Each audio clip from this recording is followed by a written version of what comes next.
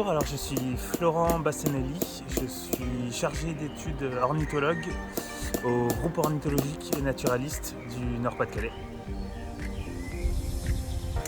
Alors l'intérêt c'est d'offrir aux oiseaux un abri pour pouvoir nicher. Dans des milieux urbains c'est des choses qu'ils ne trouvent pas forcément, notamment les mésanges. Là on plante un nichoir à mésanges et les mésanges ont besoin de cavités pour un nicher. C'est des cavités qu'elles ne trouvent pas forcément naturellement et qu'elles sont incapables de creuser. Sur ce clin, on a tout le cortège d'oiseaux des parcs et jardins classiques, donc on a différentes espèces de mésanges. Pour les nichoirs, on a surtout la mésange bleue et la mésange charbonnière qui sont des oiseaux qui nichent dans des cavités. Pour bien installer un nichoir, il faut être sûr que le nichoir déjà a un intérêt, donc que l'espèce ciblée est déjà présente. Ça ne sert à rien de poser un nichoir en espérant attirer l'espèce et ça risquerait au contraire de la faire venir à un endroit qui n'est pas favorable. Il faut que le nichoir soit assez haut.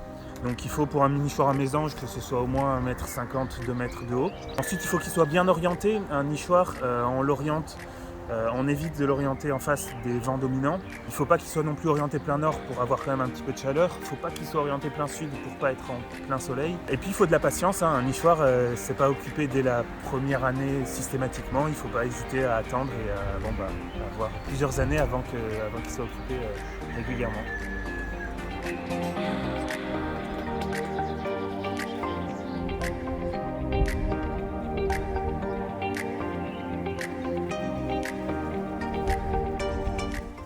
C'est parti d'un constat sur la disparition des passereaux.